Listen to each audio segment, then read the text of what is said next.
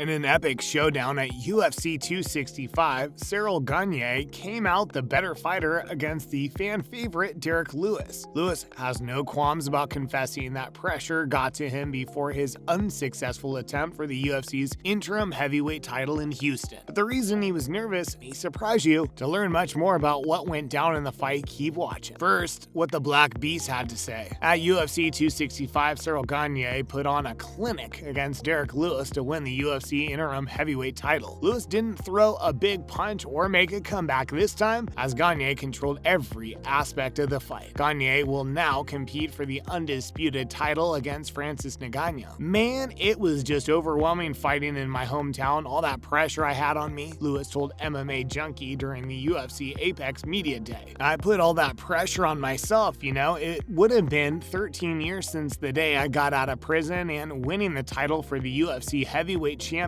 would have been I put so much pressure on myself. It was just very nerve-wracking. Lewis spent 3.5 years in a Texas prison after being convicted of aggravated battery and violating his terms of probation. After his release, he joined MMA, where he has since made a new life for himself. Lewis stated that he still hopes to combat in Houston, common stop for the UFC these days, but acknowledges that he mismanaged his strategy to the UFC 265 fight. "I'd like to keep fighting in Houston," Lewis stated. "I love fighting in Houston. It was just that day. I just put so much pressure on myself, so it is what it is." Now for the build-up to the heavyweight fight. Lewis, who has 16 wins and 6 losses in his UFC career, readily concedes that his August loss to Cyril Gagné left a bitter taste in his mouth, and that it was critical for him to get back in the cage as soon as possible. Lewis admits he didn't know much about Daukaus, with only 4 fights in his brief UFC career, who has only been in the UFC for 16 months before accepting the fight, but he didn't hesitate once he was given a name. "It's just whatever," Lewis remarked. "I always tell them I don't care who it is, it's go time, no matter what it is." Lewis, who's been on the UFC roster for 7 years, will have a significant edge in terms of octagon experience over Daukaus. However, the praised knockout fighter doesn't think he'll matter much once the punches start flying. "Experience don't mean anything," Lewis claimed. "Most fighters enter a fight with only one goal in mind, to come out on top. So the outside world and the extra experience doesn't really matter if you have a good game plan." Lewis will almost certainly be in line for more big fights next year if he wins. Despite his loss to Gagné, Lewis maintains his fan base, which makes him an instant hit in almost any matchup. Derrick Lewis sets record with knockout of Chris Daukaus. In the main event of UFC Fight Night 199 from the Apex facility in Las Vegas, Derrick Lewis knocked out Chris Daukaus in round 1. Lewis is now the UFC's all-time leader in KO wins. Daukaus seemed to be a little weary at the beginning of the match, feigning on the outside and landing a few leg kicks. Lewis, on the other hand, increased the pressure and nabbed Daukaus clean. Daukaus tried his best to survive, but Lewis decided to throw a flurry of huge hooks at him, knocking him face down on the mat. Lewis has 17 wins in UFC heavyweight history, trailing only Andrei Arlovski's 21. As part of his celebration, Lewis threw his protective cup into the audience. This didn't surprise fans who know this kind of behavior is typical for the fighter who would definitely gross out someone who wasn't aware of his antics. After the fight, the exciting heavyweight stated that he is no longer interested in main event fights, prefers to be booked for 3-round bouts, probably due to his physique and decreased stamina. However, Lewis stated he'll be paying very close attention to the upcoming heavyweight title fight at UFC 270 between champion Francis Ngannou and interim champ Cyril Gagné. Who does Lewis want to fight next? Lewis wants to do more big fights and vows not to let his recent blunder affect his future bookings. He's never been one of a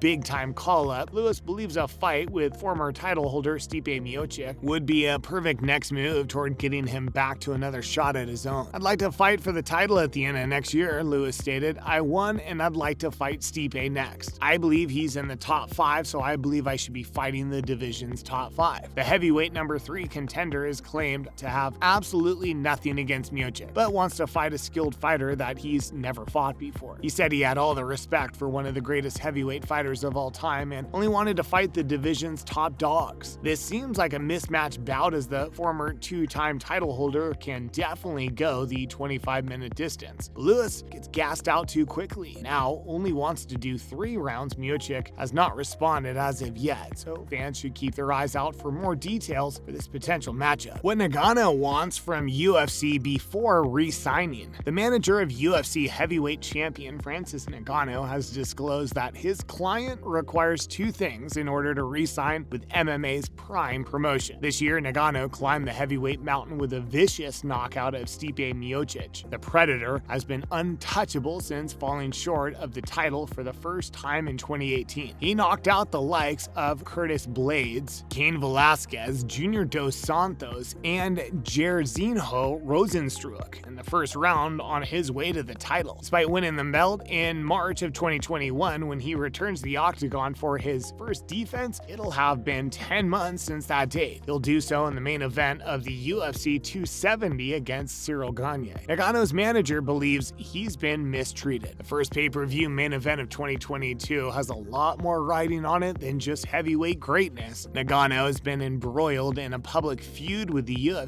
for months, dating back to the promotion's judgment to introduce interim gold. Aside from that, contract disputes have left the champion's future uncertain as he approaches the final fight of his active agreement. Markel Martin, Ngannou's manager, recently explained the ongoing predicament on throwing down with Rene Marquette and Miesha Tate. He identified the first issue as the present title holder's level of activity. The original plan appeared to be for Ngannou to defend his title against Derrick Lewis at UFC 265.